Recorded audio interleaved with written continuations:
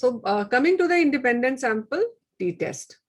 So independent sample t-test. So today's session will be again the comparison of mean. So whether it is a two group or whether it is more than two group. So today we learn the comparison of mean between the two group and two or more group, about when the data is normally distributed and when the data is not normally distributed.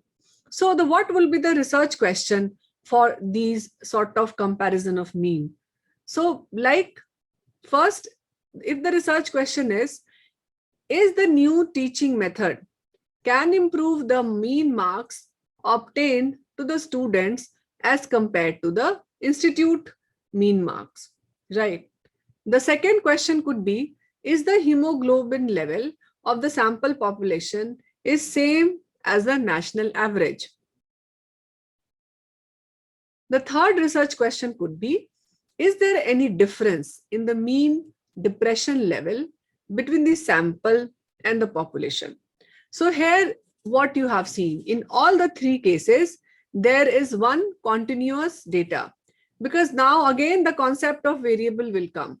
If we see the mean marks, what type of variable it is? Like if I say the mean marks is 70, 75, 80, what type of variable it is? You can type in the chat box. We have seen 4 types of data: nominal, ordinal, interval, ratio. So quantitative, yes, Darshana is saying yes. Scale variable, that is good. Or ratio, that is also good, because if somebody has got 7 or somebody has got 14, we can say that the 14 is twice as 7. So yes, you are very right. To be more precise, it is a ratio. But if you want to be like, clubbing the categories together, like interval and ratio, then you can call it as a scale variable also, because SPSS recognizes both these variables as a scale variable. So you are right. So here is a variable. In the second case, hemoglobin level, what type of variable it is? The hemoglobin level, we can say that it is 11.2, 11.3, 12, 7. What type of again quantitative? Yes, you are right. Scale, yes, that is also right. And if I go for this, like we have discussed the 2 type of quantitative also, the continuous and discrete. So between these 2, what type of this thing is it? A discrete one or is it a continuous one? Yes, so Aliza is right. It is a continuous, because discrete, because fractional values are possible. So it is a continuous data. So in all these cases, the third one also, the mean depression level. Here the mean depression level I am assessing with a score. So there are various tools for assessment of depression. There's a Beck depression tool. There is a PHQ-9. So if I am assessing the depression with a score, then again it is a type of continuous data. So in all these 3 cases, you are seeing that it is a continuous data, which I want to test the mean of that data against a known mean. So can you see the analogy of this with the goodness of fit test, which we did yesterday, where we test one proportion against a known proportion or a hypothesized proportion? Can you find a similarity? The difference is only in terms of the type of data. In the goodness of fit, we were testing the proportion.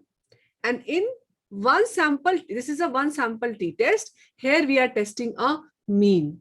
Otherwise, the concept is same. So because there is a single variable and we want to test that variable against a known mean. So in all this case, what have you observed? That we are testing a scale variable in question, and we want to compare this with the population where the average is either known or it is hypothesized. So you are right. This is again a appropriate statistical test will be to check whether there is any difference in the average score of the scale variable against a known or hypothesized value. And the sample or the test which is suitable for such type of research question is the one sample t-test. The one sample t-test is also known as the single sample t-test, single parameter t-test. I think it's or the one sample t-test. So there are few underlying assumptions. In chi-square also, we read about the underlying assumptions.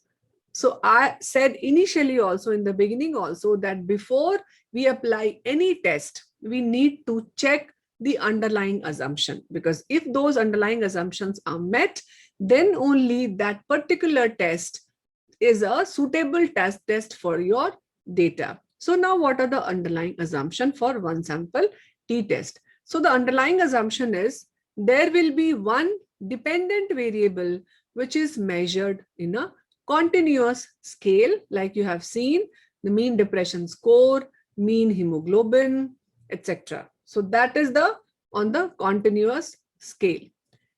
The second assumption is variable should be approximately normally distributed. So we are saying approximately. We are not saying it should be very stringently or totally distributed, because there can be a little bit deviations. That's why we have added the term approximately normally distributed. And the third is there should be no significant outlier. There may be outlier, but it should not be very much large in number. So we say that there should be no significant outlier. So these are the three assumptions of a one sample t-test. Coming to the concept of outlier, can you recall the first session of descriptive where we did the explore and statistics option? Yes, Ashish, I'm coming to that significant outlier. Next, this outlier is will answer your question. So can you recall the session on descriptive where I have shown you the explore, we have seen the statistics where we saw the trim mean, the kurtosis, the 95% confidence interval, and etc. So there you have seen the extreme values, but in that session also I reiterated that these extreme values are not the significant outlier. Now, how to define outlier? So there are two types of outlier: simple outlier and extreme outlier. So the simple outlier is when the data point, it is more than 1.5 box length from the edge of their box, are classified by the SPSS statistics as outlier, which is shown as a dot. So if you see this, in the first one, there is no outlier because there is no data point which is showing you a dot. In the second one, you can see that this case number 16 or the case number 23 or case number 126, these are outlier because this is represented by a dot. And if you see the value, it will be 1.5 box length from this edge of the box plot. So the distance between this edge and this will be more than 1.5 box plot. So that the SPSS characterizes as outlier. Now the second concept is about the extreme outlier. So the data point which are 3 box length away from the edge of the box plot. So like if you see this case number 173, this is 3 box plot from this edge of the box plot. So if you see this, so what we can say that this 173, it is a extreme outlier because it is represented here by an star. Okay. And this 173, if you see, this is a case number. This is not the value. So don't confuse the number here with the value. This 18, 23, 126, these are the case ID or the serial number. These are not the values, right? So in the third graph, you can see there are many outliers. So all these stars and all these, if you see this, so all these values, these are they form the outlier. If you see this, and even if you see this is also an outlier, right? So this is the concept of extreme outlier and normal outlier. So extreme outlier are represented by asterisks. They are more than 3 box plot from the edge of their box plot, and the outlier are more than 1.5 box plot from the edge of the box plot, and they are represented by a circular dot. So this was the concept of outlier. Now,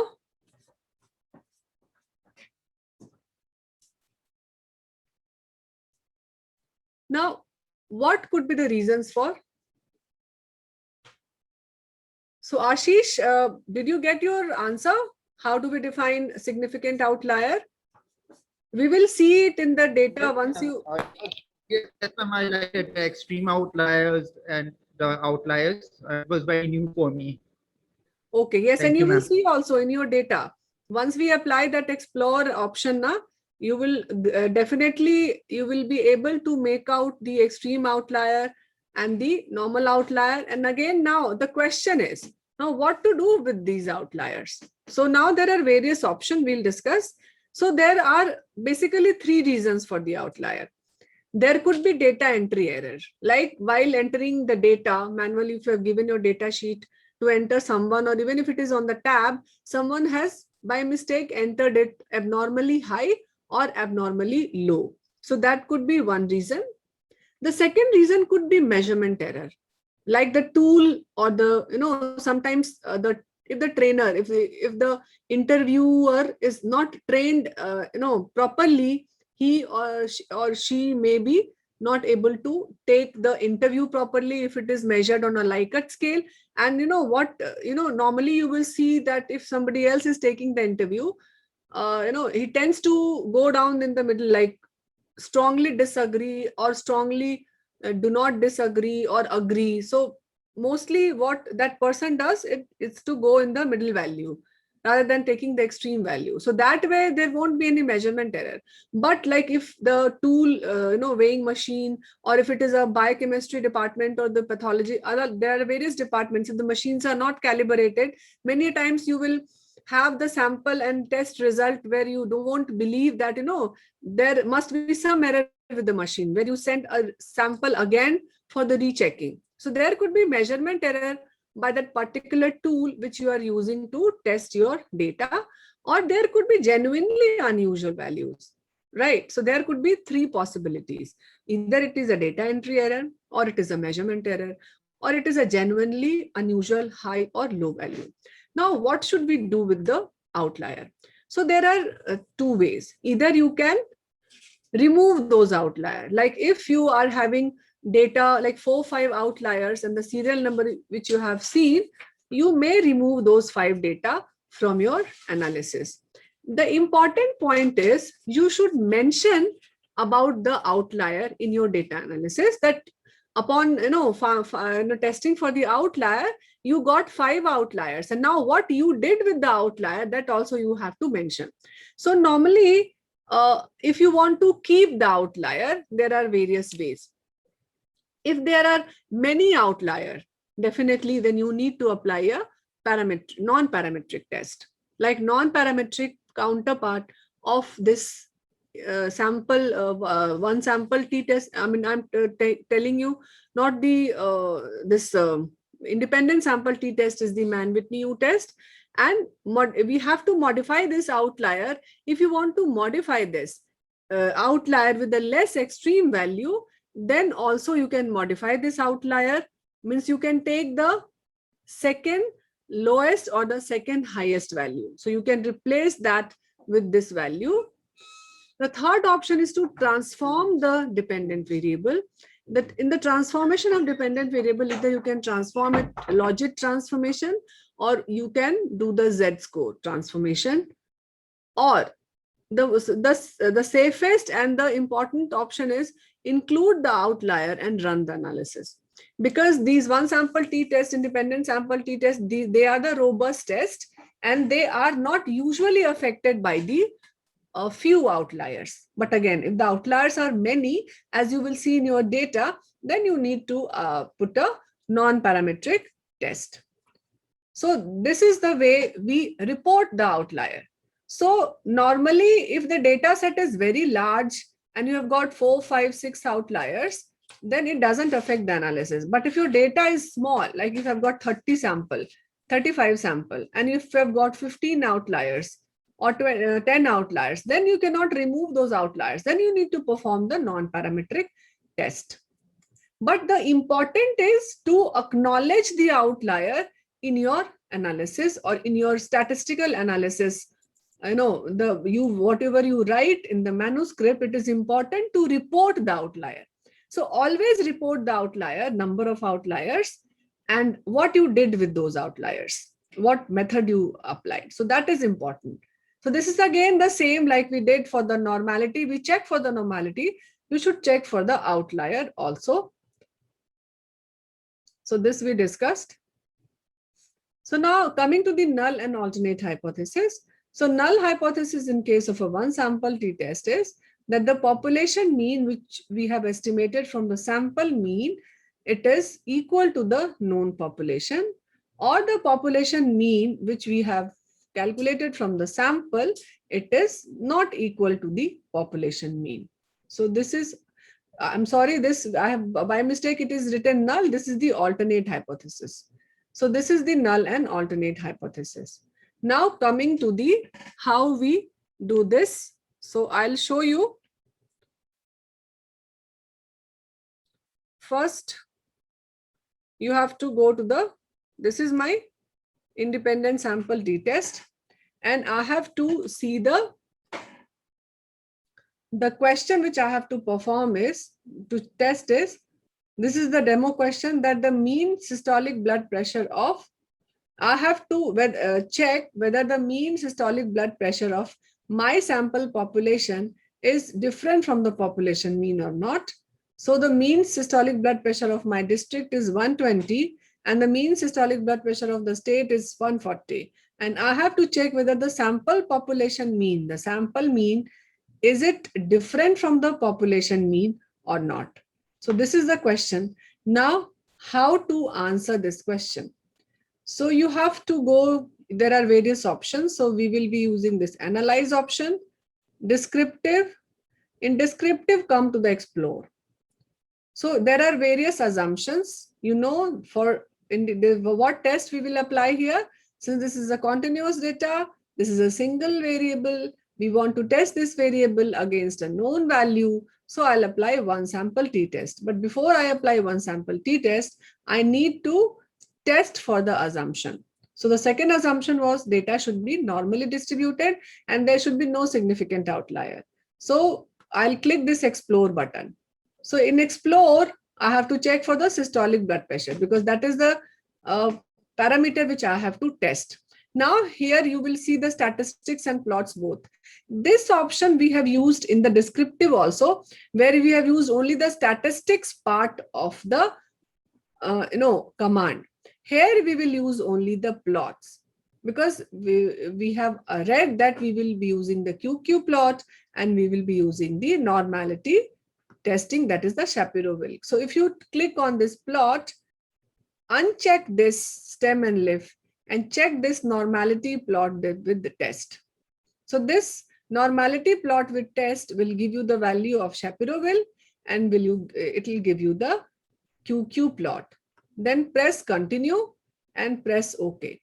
So you will see that it will give you an output. That output, it is the first will tell you the overall summary. And then this is the normality. The value of Shapiro-Wilk, what is the value of Shapiro-Wilk here? It is 0.166.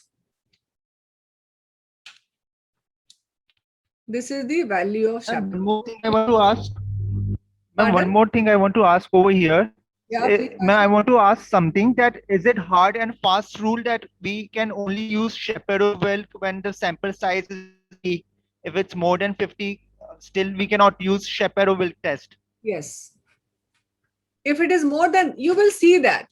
If it is more than 50, many a times it will show that data is not normally distributed. The value will come as a significant one. So we don't want the value to be significant. So the Shapiro-Wilk is sensitive only for the low data. If the sample size is high, and if you Okay, comment ma'am. on Shapiro-Wilk, you will not get the right answer also, because you will automatically see this. In every test, I will show you the comparison between Okay, the ma'am. Shapiro-Wilk and QQ plot, and you can yourself see. So here in this case, if you see the Shapiro-Wilk, then Okay, what is your interpretation? Is the data is normally distributed or not normally distributed? Ashish, okay. Yes, can you ma'am. answer this? Yes, ma'am. Ma'am, right now, yes, ma'am. Right now it's coming non-significant, so it's normally distributed.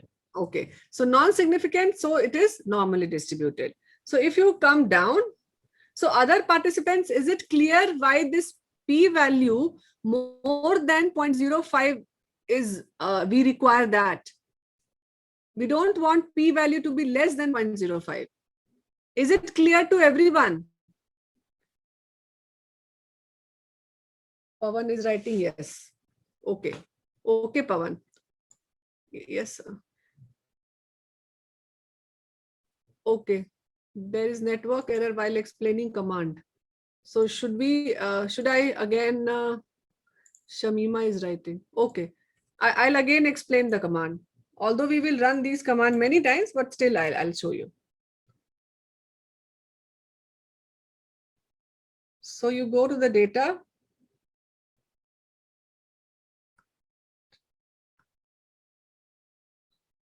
Go to the data, and I forgot to explain the data also. Let me explain that data sheet. So come to the variable view. You can see here that it is the ID of the patient, age of the patient, gender, race, socioeconomic status, BMI category, myocardial infarction order, where the 1 is first order and 2 is the recurrent order. You can see it from the values. And then this is the systolic blood pressure, diastolic blood pressure. TP is the total protein level. If you increase this, you can see the full description of this label of the variable.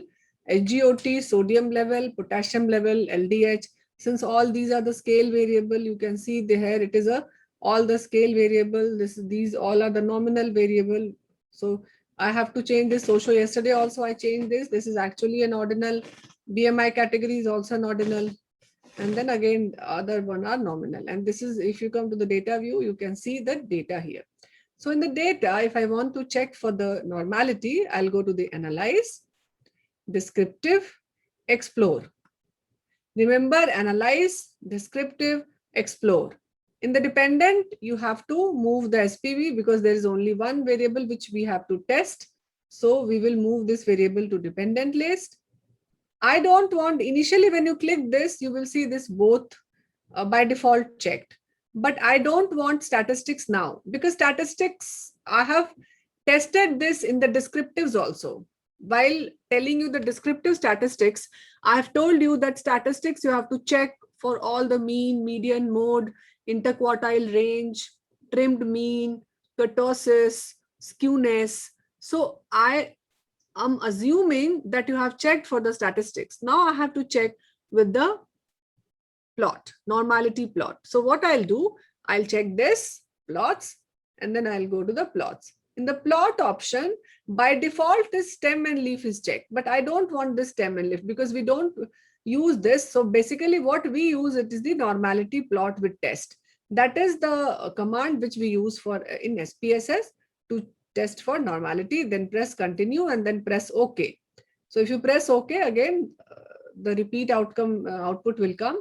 This I was showing you about the significant level. And if you go down, you can see the normal QQ plot. So can you see this? All the values, they are along this diagonal line, very much close to the diagonal line. That means the visual inspection of the QQ plot shows that the data is normally distributed. right? And this is the box plot which you need to see and comment on the outlier. So can you see any outlier here? Please answer yes or no in the chat box, or you can say, so yes, it is, there's no outlier here because you cannot see neither a circular dot nor a asterisk. So there is no outlier, right? So now what is my, as I have met all the three assumptions. I have met the assumption of a continuous variable, which is my systolic blood pressure. I have met the assumption of there is no significant outlier, and the data is normally distributed as seen by the visual inspection of the QQ plot. So now I'm ready to apply the one sample t-test. Now, what is the command for one sample t-test? So go to the analyze, compare means. So here you can see this one sample t-test. So is it visible to all of you?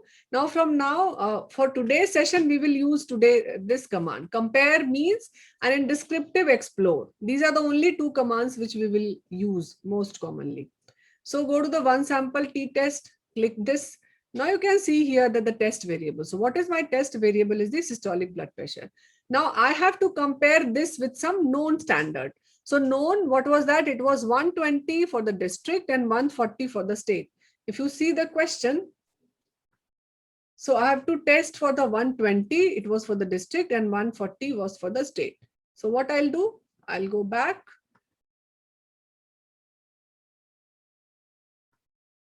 So this was the command. I will write here as 120. So that is the difference here, because in proportion you were testing, you can test 2 or 3 proportions simultaneously. Remember one sample where the goodness of fit, we tested 3 proportions, 40%, 30%, and 10%. But here only single mean test value you can check. You go to the option. So option, you don't have to do anything, and then press OK. So when you press OK, you have this one sample statistics. This gives you the value of T. This is the degree of freedom. This is the significant level, two-tailed. Why are we taking 120? Why are we taking 120 in the test value? Why not 150? Because there were 2 questions. I have to test, like if I want to test it with the comparison of my district mean. So my district mean was 120. So I'll perform 2 tests now. I mean, I'll do it twice. At one point of time, I'll test it with 120. Okay. And on second time, I'll put 140 because I want to compare it with my district mean, and I want to compare it with the state mean. This is just to show you. Okay, ma'am. So right now we are comparing with district mean, right? Yes, yes. Instead of putting 2 questions, we have just same question, because same question, only the reference value or the against which we have to test is different. That's why I have only put the 120. Is it clear now? Yes, yes, ma'am. Okay. So this was the degree of freedom. This is the significant two-tail. So I hope all of you know what is this two-tail. Once two-tailed will be, it can be more than the my test mean, means my sample mean can be less than the hypothesized or known mean, or it can be more than the hypothesized or known mean, right? So if I'm going both ways, I don't know now whether it will be less or more.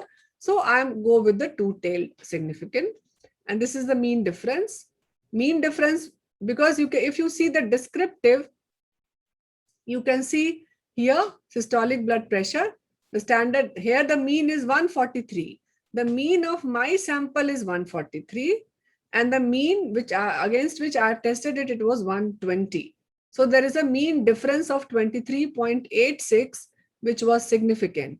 And if you see the value of lower and higher confidence interval, then you can see that it is towards positive side, both 19.4 to 28.3. So even if you don't see this significant level, you can comment by just seeing the confidence interval that it was significant, right? So this, how will we enter this in our interpretation? So I'll show you simultaneously. how to do that. And this was the table. So the APA style table for this would be comparison of a mean systolic blood pressure against a hypothesized value. This is my sample mean, this is the standard deviation, and this is the mean difference with the confidence interval. The statistical, the value of t is 10.5 with degree of freedom 192 and the p-value is 0.005. So now I would request one of you to read this interpretation for me. Ashish, since you are talking today, so can you do this for me, for us rather?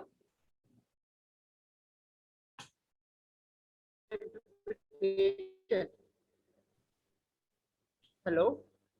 Yes, Ashish, you Hello? are audible now. Yes, you are audible now. Yes, ma'am. I have to just read this interpretation over here, ma'am. Yes. It is written, you just have to read it. Can you The see values of systolic blood pressure? Yes, ma'am. The systolic blood pressure was normally distributed as reported in a QQ plot to test the normality. A one sample t-test was applied to test whether the mean systolic blood pressure of your sample differs from the district mean. We observed a statistically significant difference in the mean systolic blood pressure of study sample from hypothesized population. P-value 10.5, degree of freedom 192, p-value less than 0.005. So is it clear to everyone, to all of you? Or any ambiguity up Yes, till this point? You can apply that, that is written here, QQ plot. You can also write one sentence that there was no outlier. I am just adding it. There was no outlier as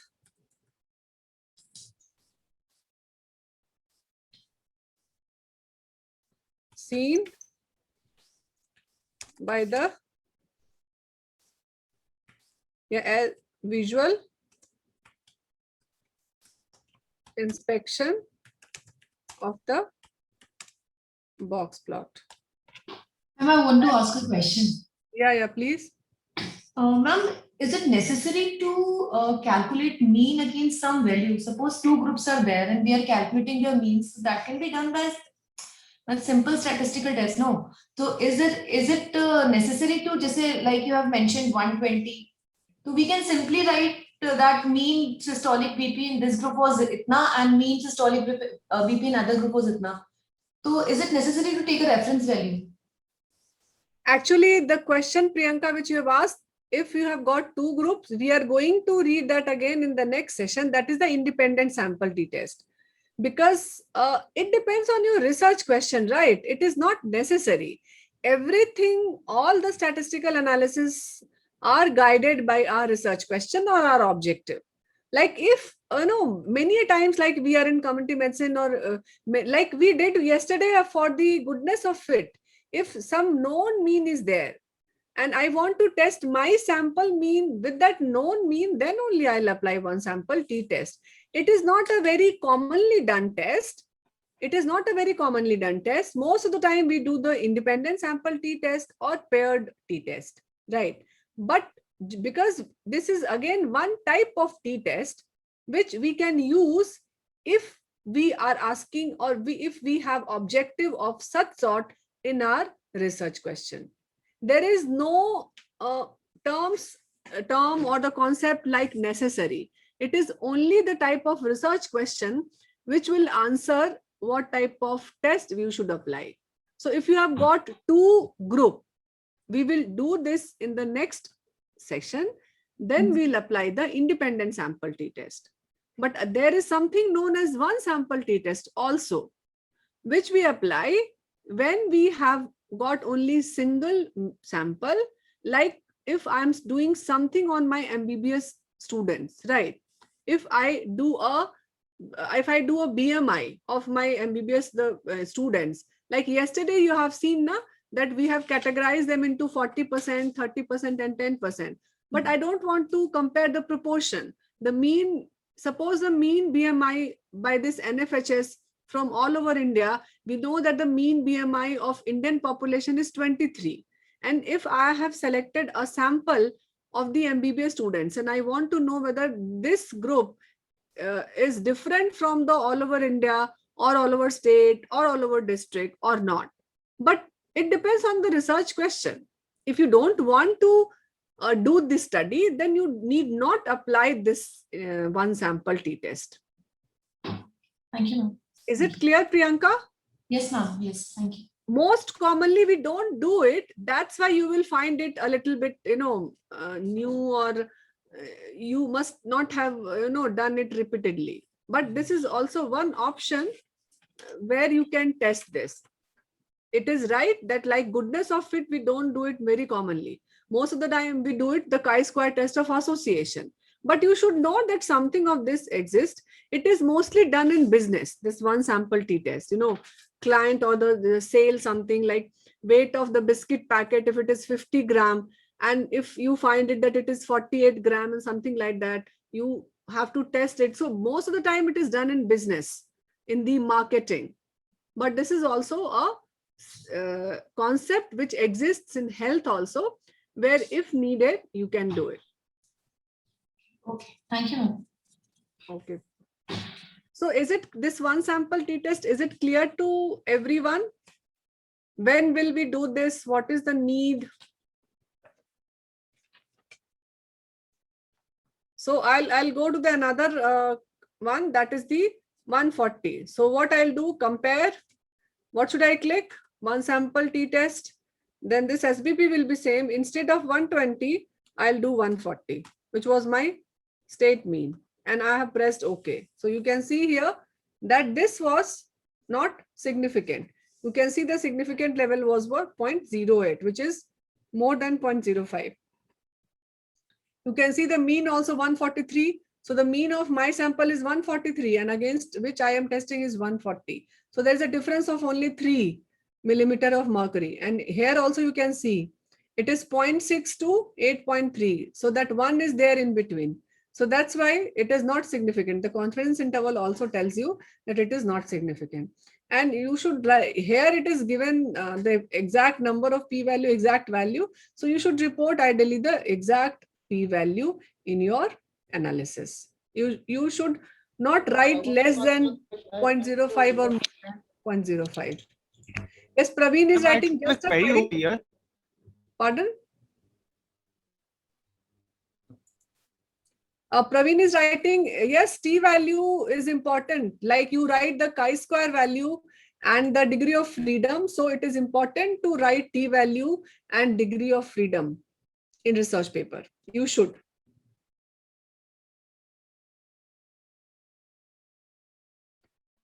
So if you one more thing here. Yeah, Ashish.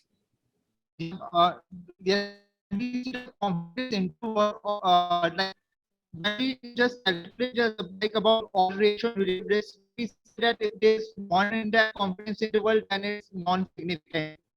But ma'am, I don't know, I just attended a workshop just before and this workshop was saying that if in case of TS there is 0 in the confidence interval. Actually, Ashish, you are not clearly audible. You are not clearly audible. Voice is breaking in between. Am I audible now? Yes. Can you repeat the whole thing?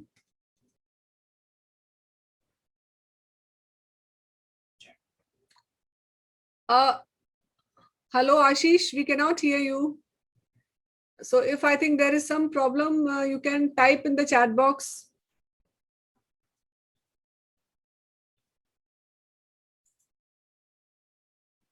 Okay, once he joins us back, then we can solve his query. So till that point, so we'll just see how to write this result of the second one. So this was the second one where we have tested it against this 140. Ashish, oh yes. So this, you can see that the mean difference is 3.86, but this is the difference 0.60 to 8.33. So can anyone read this for us, this interpretation?